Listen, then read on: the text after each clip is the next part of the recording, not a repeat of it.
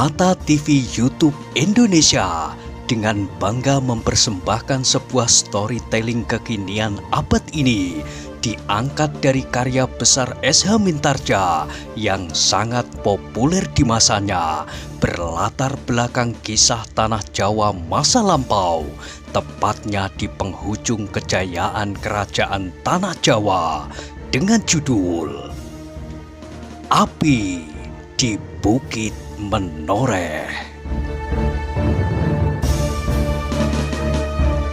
Pada kesempatan yang sangat baik ini, kita masuk pada episode yang ke-31. Selamat menikmati. Pada episode sebelumnya telah diceritakan, kini Agung Sedayu dihadapkan pada satu pembuktian. Ia tidak dapat berbuat apapun selain berbuat sesuatu untuk menyelamatkan namanya. Tetapi betapa ia memaksa dirinya, namun lututnya yang gemetar dan hatinya yang berdebar-debar itu sangat menyulitkannya. Dan kemudian terdengar si Danti berkata pula dengan suara yang lantang, "Kau telah menyuruh Swandaru berteriak-teriak sepanjang jalan bahwa pemenang dalam perlombaan itu bukan pemanah terbaik di Sangkal Putung."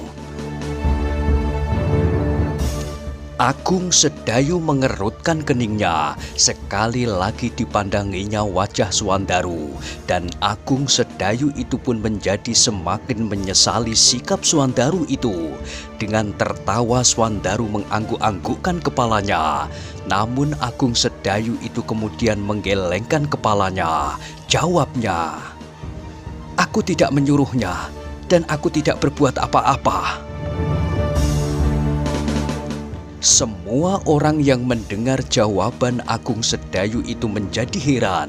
Tanpa berjanji maka semua orang berpaling ke arah anak muda yang gemuk itu, seolah-olah mereka bertanya kepadanya apakah yang dikatakannya itu benar-benar bukan sebuah dongengan.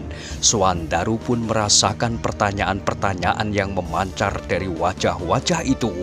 Sesaat ia menjadi bingung, kenapa Agung Sedayu tidak saja mengakuinya, dan kalau perlu membuktikan di hadapan orang-orang itu, kenapa masih saja ia merendahkan dirinya sedemikian. Namun tiba-tiba Swandaru itu pun mundur beberapa langkah, keluar dari lingkaran orang yang berjejal-jejal. Dengan nanar ia memandang berkeliling lapangan. Akhirnya ia berlari-lari untuk memungut sesuatu yang tergolek di lapangan itu. "Inilah," teriaknya, "aku akan dapat memberikan bukti kepada kalian. Lihatlah sasaran ini.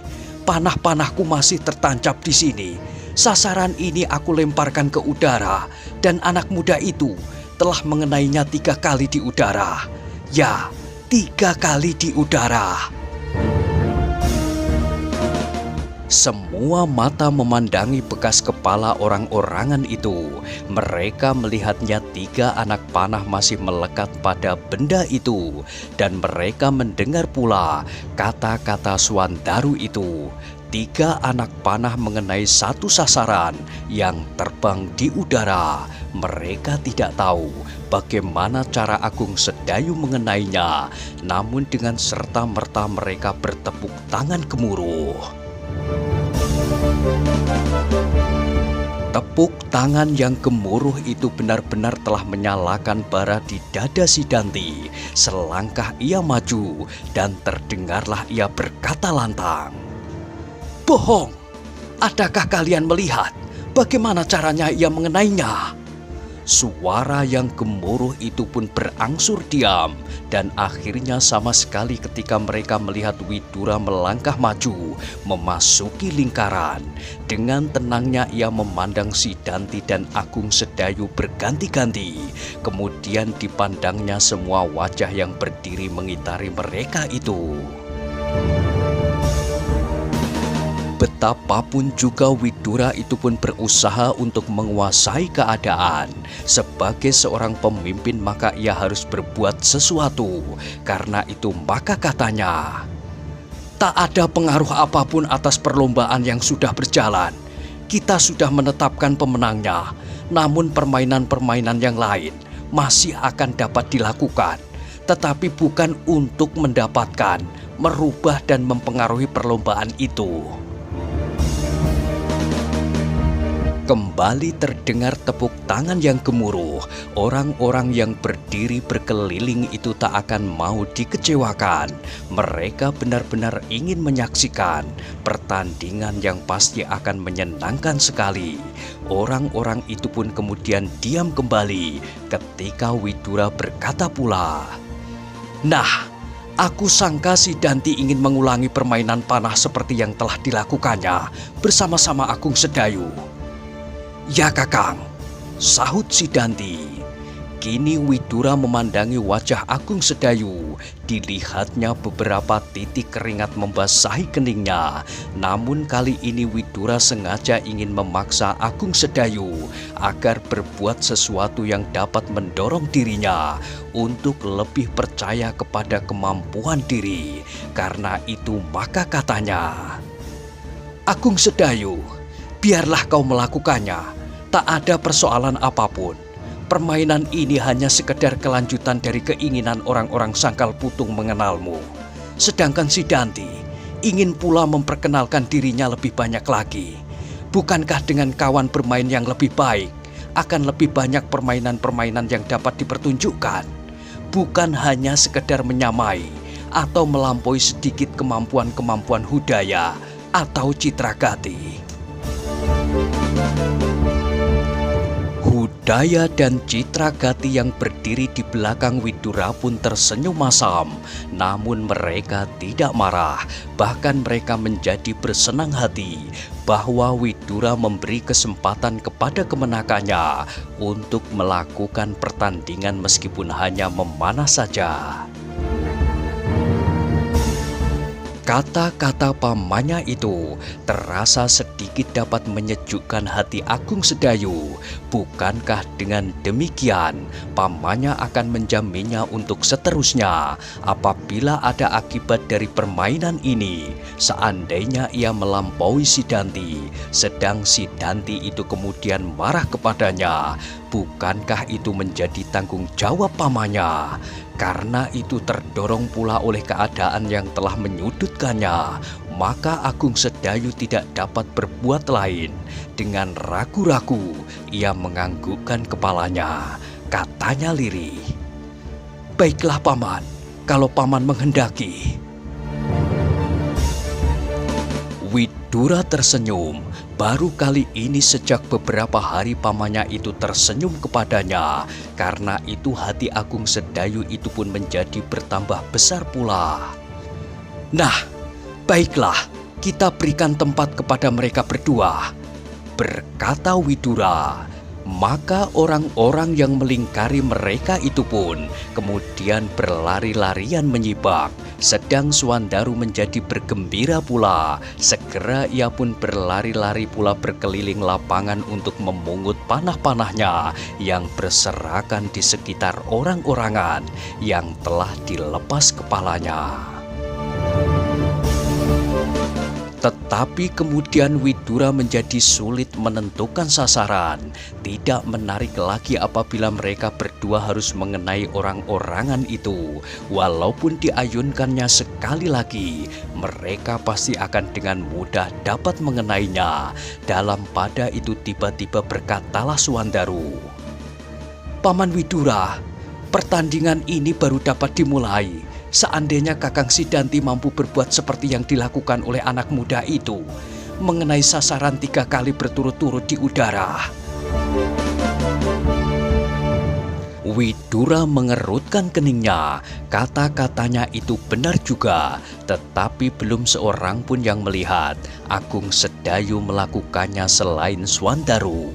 Karena itu Widura ingin berbuat adil. Kedua-duanya harus mulai dengan sasaran dan kesempatan yang sama. Maka katanya, "Swandaru, Apakah sasaran orang-orangan itu masih ada?" "Masih, Paman," jawab Swandaru. "Nah, ambillah bandulnya. Ikatlah bandul itu dengan tali yang agak panjang." Swandaru belum tahu benar maksud Widura. Meskipun demikian ia berjalan juga mengambil bandul orang-orangan yang masih tergeletak di ujung lapangan. Kemudian diambilnya sisa-sisa tali yang masih terserak-serak di sana-sini. Dengan tali itu, maka bandul itu pun diikatnya. "Sudahkah bandul itu kau ikat dengan tali?" bertanya Sonya. Swandaru mengangguk. Jawabnya, "Bagaimanakah maksud Paman Widura dengan bandul ini?" "Peganglah ujung talinya dan putarlah bandul itu di atas kepalamu," sahut Sonya. "Ah," jawab Swandaru perlahan-lahan. "Jangan aku, si Danti itu dapat membidikkan panahnya ke arah perutku." Sonya tersenyum. Katanya, "Mereka adalah pemanah-pemanah yang baik. Mereka pasti tidak akan mengenaimu." Swandaru menggeleng. "Peganglah," jawabnya. "Kalau mereka membidikkan sasaran itu, maka sasaran itulah yang akan dikenainya.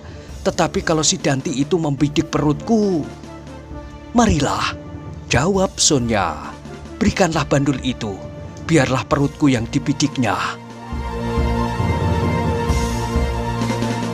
Maka kini Sonyalah yang memegang sasaran itu.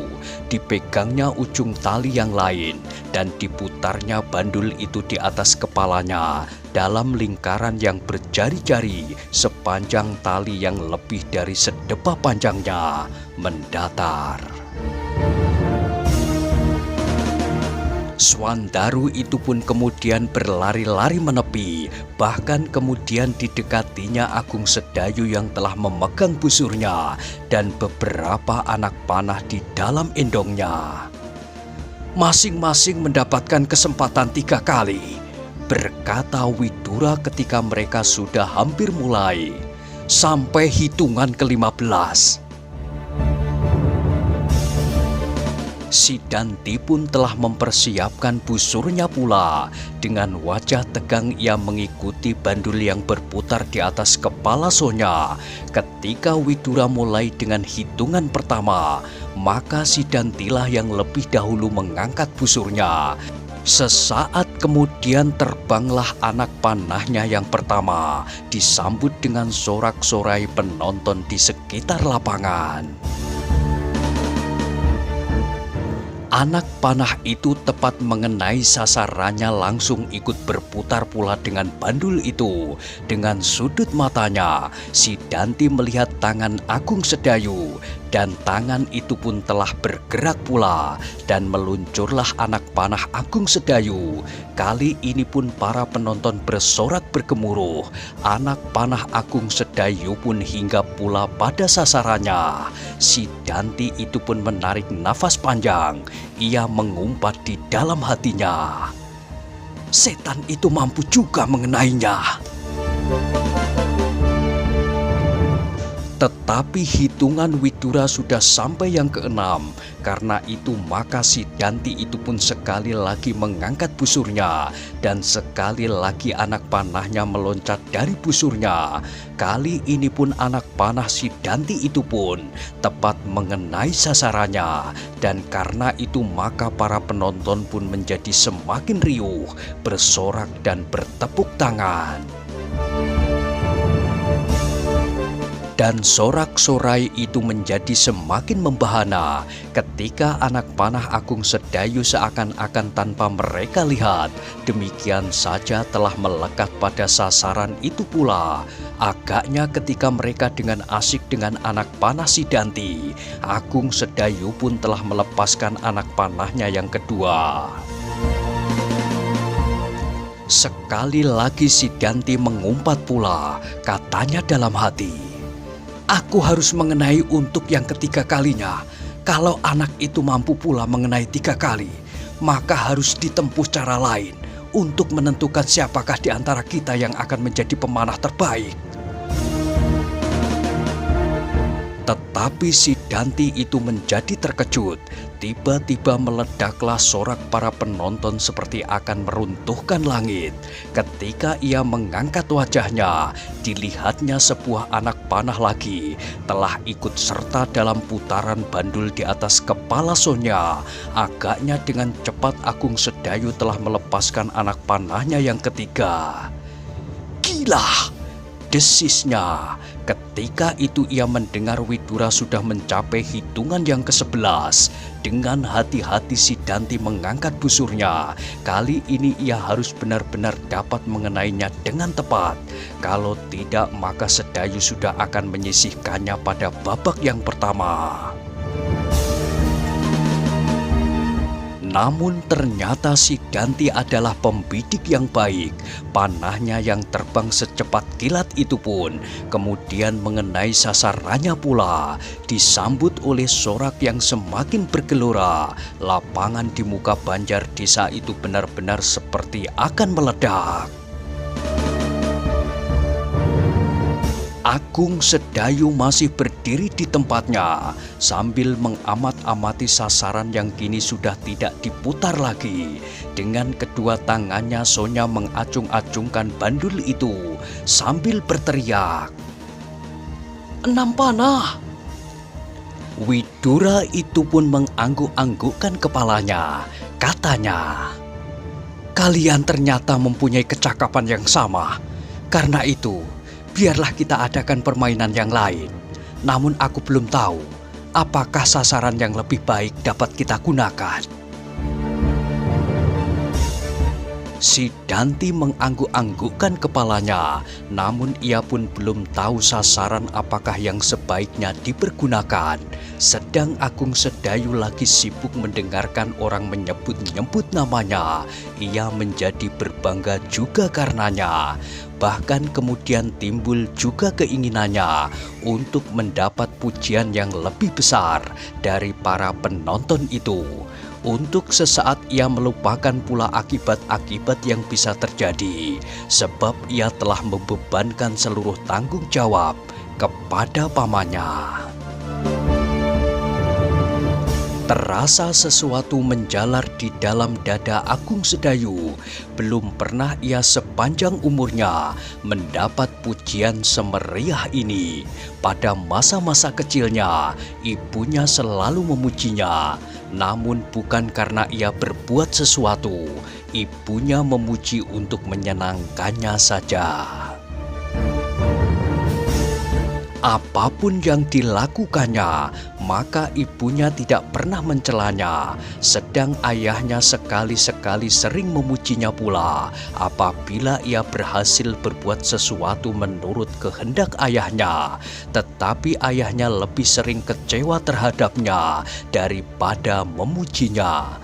Bahkan sering ia harus menangis kalau ayahnya menyuruhnya mengulang dan mengulang suatu perbuatan yang tak dapat dilakukannya.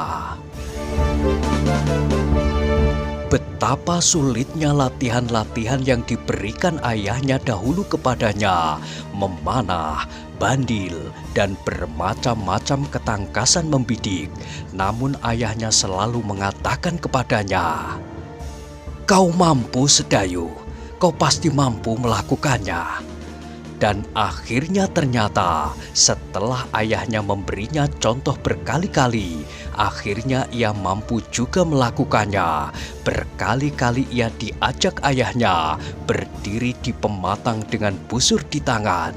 Ia harus mendapatkan 3 ekor burung dengan 3 batang anak panah. Burung yang tidak boleh dikenainya di atas tanah atau dahan-dahan kayu. Burung itu seakan-akan harus dipetiknya dari udara. Namun akhirnya ia berhasil juga. Kalau ia menangis karenanya, ayahnya berkata kepadanya, "Agung Sedayu, apakah kira-kira yang akan dapat kau lakukan? Kau tidak berani memegang tangkai pedang.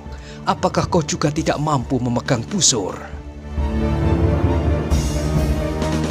Kalau ibunya mendengar pertanyaan itu, maka ibunya selalu menjawab, Apakah dalam hidup ini tidak ada pekerjaan yang lebih baik dari berkelahi? Dan ayahnya menjawab, tentu, tentu ada. Dan anak-anakku seharusnya tidak berkelahi. Tetapi mereka harus menjadi laki-laki jantan yang mampu menempatkan dirinya dalam segala keadaan. Ia harus menjadi seorang yang dapat melakukan pengabdian dalam segala bentuk. Mereka harus menghindari segala bentuk kekerasan, namun mereka pun harus dapat melenyapkan kekerasan. Kekerasan yang bertentangan dengan rasa pengabdiannya. Karena itu, mereka pun harus dibekali pula dengan ilmu yang mungkin akan berguna bagi pengabdian mereka, melawan kejahatan, bukan untuk sebaliknya. Apabila demikian, maka ibunya segera memeluknya sambil mengusap air mata. Bisiknya, biarlah pekerjaan itu dilakukan oleh orang lain, tetapi bukan anakku. Kekerasan akan dapat berakibat buruk. Perkelahian dapat meneteskan darah. Aku tidak mau kehilangan lagi. Ayahnya tidak membantah lagi. Bahkan ayahnya selalu berkata dengan lembut, "Maafkan aku, Nyai. Aku masih selalu ingat pada masa-masa mudaku." Tetapi kalau ia kemudian keluar dari bilik ibunya, Untara, kakaknya berkata kepadanya, "Ibu sekarang berubah.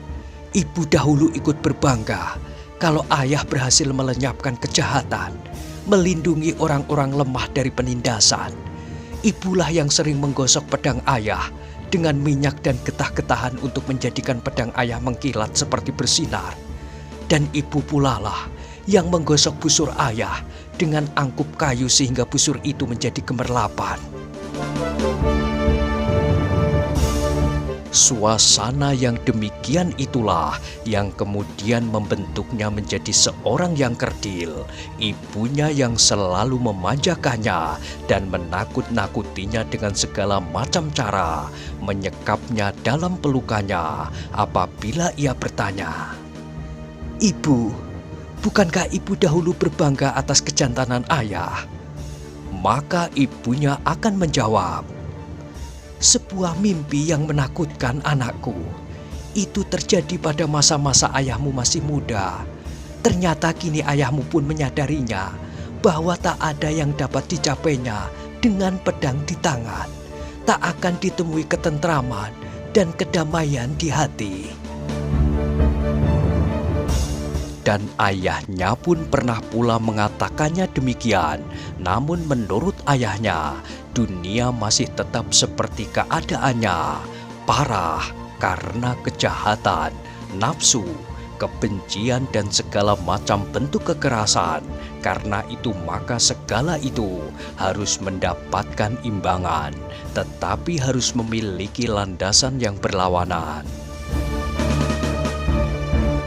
Dan landasan itu adalah cinta kasih antar sesama. Kalau sekali-sekali harus digenggamnya tangkai pedang, maka haruslah dilandasi pula dengan cinta kasih untuk menegakkan sendi-sendi kehidupan manusia dan kemanusiaan berdasarkan cinta kasih itu. Dan terjadilah benturan-benturan perasaan di dalam dada Agung Sedayu. Ia menjadi seorang penakut karena ibunya, namun angan-angannya kadang-kadang membumbung tinggi dalam sifat-sifat kejantanan dan kesatriaan. Perasaan-perasaan itulah yang kini sedang saling mendesak. Seorang jantan tidak boleh membiarkan dirinya dihina tanpa sebab. Seorang jantan harus mempertahankan namanya demi kebenaran seperti mempertahankan nyawanya. Kalau nama itu lenyap, maka biarlah lenyap pula nyawanya. Tetapi di lain pihak, betapa tiba-tiba lututnya menjadi gemetar apabila ia dihadapkan pada persoalan-persoalan yang dapat menimbulkan pertentangan. Agung Sedayu yang kini sedang berdiri di arena itu masih mendengar tepuk tangan yang semakin lama menjadi semakin surut.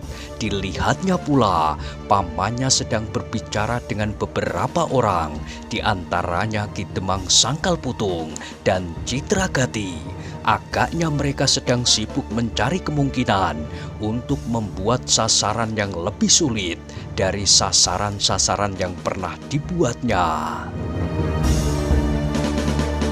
Ketika ia berpaling, dilihatnya si Danti berdiri dengan angkuhnya.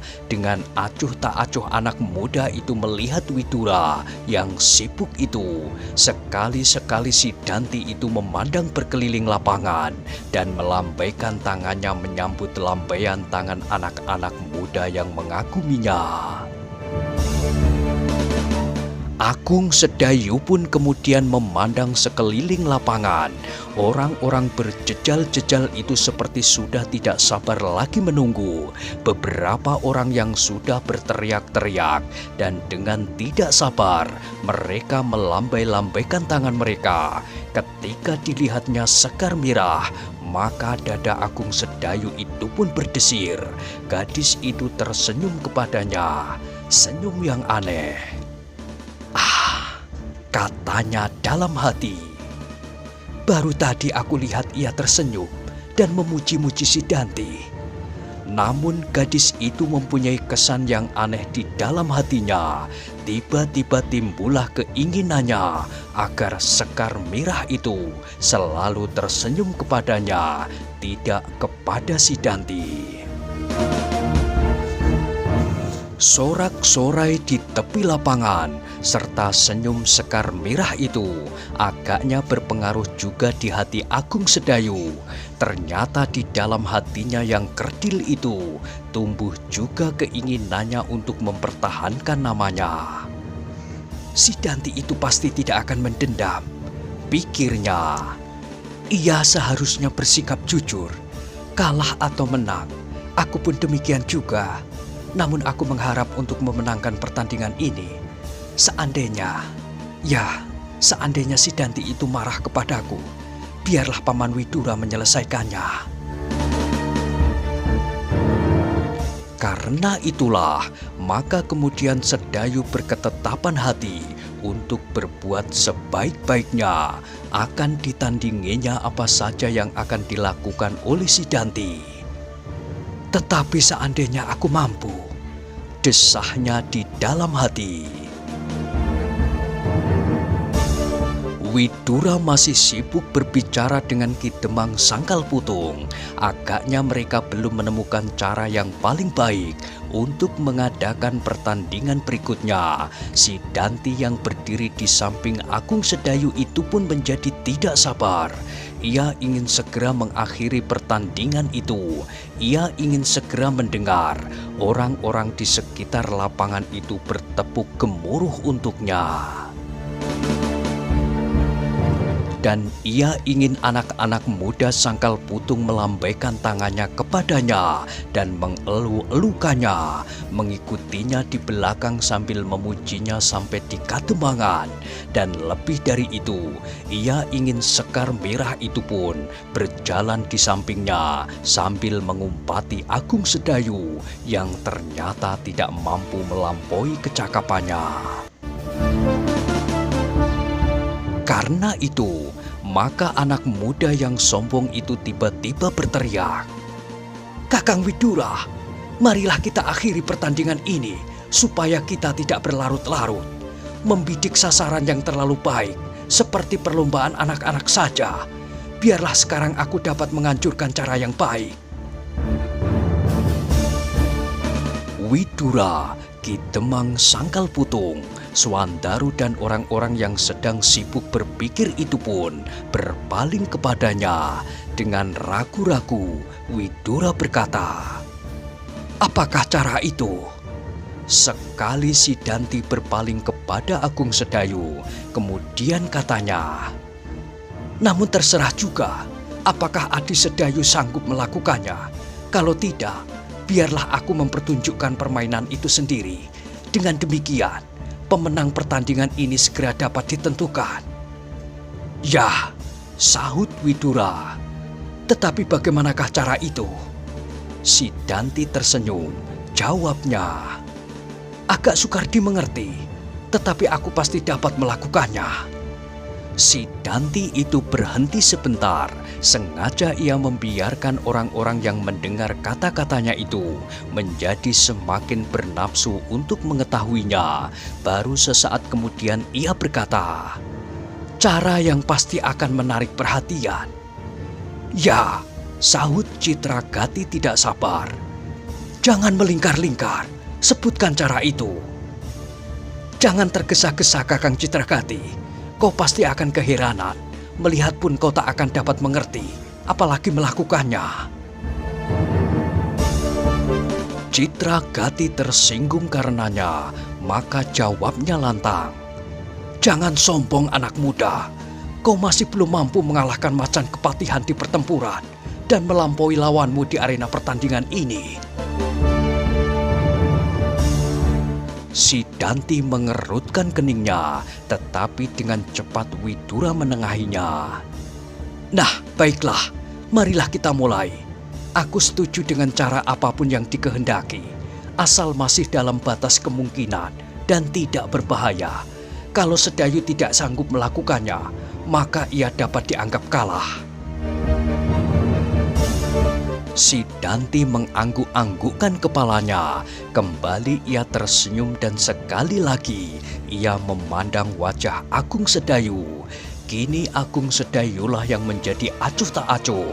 Apapun cara itu, ia akan menerimanya. Kalau masih mungkin dilakukan oleh si Danti, maka ia pun akan mempunyai kemungkinan yang sama. Citragati masih bersungut-sungut, bahkan katanya dalam hati, "Widura terlalu memanjakannya, sehingga kepentingan kemenakannya sendiri sama sekali tidak diperhatikannya." Dalam pada itu terdengarlah si Danti berkata, "Kakang Widura, perintahlah salah seorang melepaskan anak panah menyilang lapangan ini melambung ke udara. Nah, biarlah kami mencoba mengenainya." Widura tertegun mendengar pendapat itu, apalagi Ki Demang Sangkal Putung. Bahkan sesaat Citragati pun terbungkam, namun kemudian bergumam lirih, "Aneh, benar-benar aneh." Si Danti melihat orang-orang itu menjadi keheranan. Karena itu maka ia menjadi semakin menengadahkan dadanya. Dengan lantang ia berkata, "Marilah sebelum senja, supaya aku masih dapat melihat anak panah yang terbang di udara itu." Widura tidak dapat berbuat lain daripada menyetujuinya. Meskipun demikian, sekilas ia menyambar wajah Agung Sedayu dengan pandangan matanya. Namun dilihatnya, anak muda itu masih acuh tak acuh saja. Sehingga dengan demikian, maka Widura itu pun tidak berkata apapun kepadanya. Si Danti yang melihat Agung Sedayu sama sekali tidak terperanjat mendengar usulnya itu, maka ialah yang menjadi heran. Apakah anak itu tidak mendengar, atau anak itu pun akan acuh tak acuh terhadap pertandingan berikutnya? Dan teka-teki itu ternyata telah mendebarkan jantung si Danti.